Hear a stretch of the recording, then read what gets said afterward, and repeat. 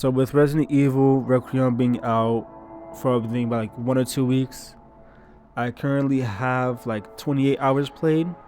Um, and at the current moment, I want to I want to platinum the game, which is really odd for me to do, but fucking, I love the game too much. Spoilers. I love the game, and no, I'm not being sarcastic. By the way, I do love the game. Easily my top three. I'm not. I'm gonna be honest. At best, top three, and at worst, a very, very, very strong game in the series. Like that. Like that's just how it is. Like I'm not gonna say it is the best, because the best. I'm not gonna say if it's factual or not, because it's not. I don't think it is the best, but it is one of my personal favorites, and that has done the best job at depicting characters. Like we have Grace, who is an FBI agent, but also she's also a technical analyst, so she doesn't really know how to fight. Like she isn't an investigator. I think so anyway, but she's basically just a desk worker, so she doesn't have any combat experience. The most she could do and during her gameplay is shove a zombie to the ground, and like there is like no finisher to at least that from what I can remember. Like there's no finisher we could like stab them with like the makeshift knife or whatever. The makeshift knives are mainly just for like fending off the zombies to avoid more damage. So, and in insanity mode, it's basically all the zombies are just one shot, I think. So, like, that's the best she could do, and they did a very good job at depicting Grace as an experience. And as for her as a person, they made a damn good job at making her relatable and writing a normal character. Like I almost said Leon. With Ethan, I would say he's relatable, but let's be honest, how many of us are actually gonna go to bro, they keep fucking texting me. Like how many of us are honestly going to go to a place where there are like missing people case missing person cases coming from the place like constantly, and like nobody like winds up like alive at least. So, and on top of that, it's been 3 fucking years, nothing for 3 years, and you get a message saying come get me through the email. Like, first off, you better call 911. Okay, that's number one. Okay, number two, just a three, just saying Dolby, Louisiana, come get me. That does. I'm not going to get. You better call your mama, cause I'm not gonna fucking do that. Like when Ethan said like, when or I think it was Ethan's friend. One of them said, "It's been 3 years." By then, I already have another girl. I'm gonna be honest with you. Okay. So I would say that Ethan is relatable, but like right off the bat, I can't relate to the dude. I will not be in this situation. I'm not that white. I'm like 25% right. That's it. So I'm not there, dog. I'm not there. And on top of that, I'm 50% Latino and 25%. Can y'all stop fucking texting me? And 25% black. I'ma die fucking first. Why would I come get you at a place where people go missing? I'm not gonna go missing. I'm gonna be dead. I'm gonna be fucking dead. But for Grace, it's a very different scenario. She is told, "Hey yo, I need you on the crime scene." The only thing that I would do is maybe just ask why. Other than that, okay, man, I don't fucking care. Let's go. Because I don't know how the FBI works. So. But based on the shows that I watch, like the FBI agents tend to have partners, so like they have like a SWAT team with them at least. So but I do relate with Grace on a more emotional level. Like for a perfect example, she has social anxiety. Now, personally, I don't have social anxiety, but I did deal with it uh, when I was a teenager. And a lot of people have social anxiety. Like she struggles with talking to other people. She stutters a lot throughout the entire game. The only person where she talks to with 100% just like perfect communication was with her mom and with Leon at the end of the game. So another thing that I relate to her with is the fact that she goes from just a normal life to just bioterrorism, like fuck immediately. Like I'm not saying bioterrorism as in like an outbreak or whatever, but like she goes from just a normal life to seeing the T virus around her. Like that's just in her entire. It went from just a desk job to just a life-threatening situation, in like an instant. And on top of that, she also has panic attacks.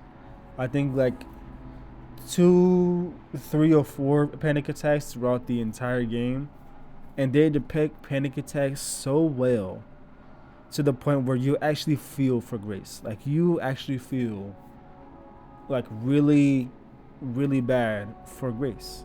And on top of that, the fucking voice actor. Oh my god, the voice actor. Holy shit. The voice actor did so. I think Grace's voice actor is the best voice actor in this entire game. Like, I'm not even playing. Like, I'm gonna just play this cutscene alone. Just this cutscene. And tell me that you don't feel shit when it comes to how Grace's voice actor delivered this line. Because she did it so perfectly. Phew. I love you too. Okay. Mom, I'm scared. No. We need to find a way out of here now. But we don't have any of our stuff, We Mom. can come back for it later, Grace. I don't know.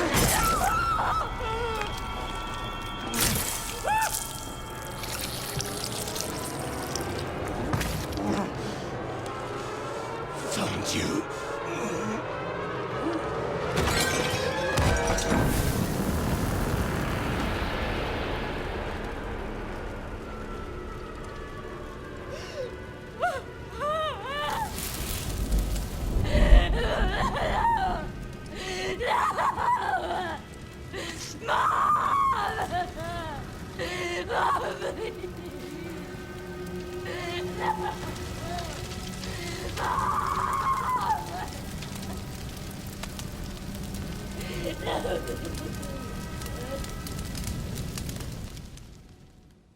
Like, that has got to be the best voice acting I've seen in a fucking video game. I'm not even playing. Not even Batman. Actually, no. Batman and this voice acting honestly it goes toe to toe. I'm not gonna fucking lie. And then we have Leon, who is obviously experienced. We know this. If you don't know Leon, then you don't know Resident Evil, but he's a DSO agent and he is very experienced with bioterrorism, and he knows how shit works. This is like another day this is just Tuesday to him or some shit. This just like Resident Evil 4 remake. It's just the same thing. And this gameplay, low key, as like I'll say his inventory, because the main thing is his inventory for me. It feels more like a joke in this game than in Resident Evil 4 remake, in my personal opinion anyway, because I didn't really have an issue with balancing out my ammo or anything, but that just might be because I'm just experienced in this kind of thing, because I'm a Resident Evil fan, so I'm used to inventory management and whatnot. But obviously the main highlight in this game is Grace and her voice actor. I think that Grace and her voice actor and the writing behind her character is like the best thing in this game, 100%. And it's mainly why it's in my top 3. Resident Evil games. I will do a proper ranking probably at some point, but I have to play Resident Evil 8 first because that is also my top 3. But Grace, her voice actor and her writing, the best thing, 100%. And the main villain, I'll say, because the two main villains are Xeno and Victor, but I'll say Victor is the more interesting character. Because for Xeno, yeah, he does have, an important role, but he's so relevant that he doesn't have a boss fight. I'm gonna just put it like that. But Victor, on the other hand, he is more interesting because the things he does in the game, I'll say like the worst thing I've heard is the fact that Victor has multiple chances to kill Leon and he just doesn't. And that's like, I'm gonna say this, okay? A lot of people had issues with that, right? And my thing is, the dude has an ego. He's very arrogant. Like in the scene where he has, Leon tied up to the chair, he's saying, "You're an investigator, so investigate." What the fuck? He's trying to have Leon ask him questions about what he knows. Like, he wants to know what Leon knows. And he'll know what he knows if Leon asks the questions. He's also very arrogant. So, like, it's not the fact that, Victor does these things for no reason. It's the fact that he is arrogant and he has an ego. And the way he works is very meticulous. Like, yes, he has this shit planned out, but there's a reason behind some of the things he does, and other things is simply because he's arrogant, which is something that I do love about his character. Capcom did a really good job writing Victor as an arrogant villain. Like, I think when it comes to arrogance, a character could literally be ruined by arrogance or made by arrogance. But in this game, it feels so natural to the point where it's almost fascinating, to me at least. Now, the last thing that I want to say is the weapon play and Leon's side of things. So in this game, you don't buff damage. At least to me, it doesn't feel like it. You just get attachments, which, don't get it twisted, that's perfectly fine with me. But like, there's no, I just wish that my guns could, get stronger, but that's like the only thing I could say about it. Other than that, I do like how the weapons look. I love the designs and I love the reload animations. And I do like the whole tracking thing that they got, because it's a lot more simpler than Resident Evil 4. Because in Resident Evil 4, motherfucker, I'm trying to buff my weapons, not just get like, in Resident Evil 4, it was more of a pain in the ass to upgrade your weapons than in Resident Evil Requiem, which I do appreciate. So, other than that, I don't really have any more complaints. I don't really have anything else to say. This game is easily my top 3. Grace is the best thing in this game, in my personal opinion. Like, they did a very good job with Leon and the other characters, but I'm gonna completely real with y'all. Leon Gunners, low key, made me appreciate his character less, because now it just feels like he's there for thirst trapping or some shit like that. But that doesn't mean I don't like him or some shit. Like, don't get it twisted. I do love Leon. It's just I can't take him as seriously anymore. I'm gonna be real. But other than that, I ain't got nothing much else to say. I'll say when it comes to like a ranking, I'll give this game like a solid 8.5 out of 10.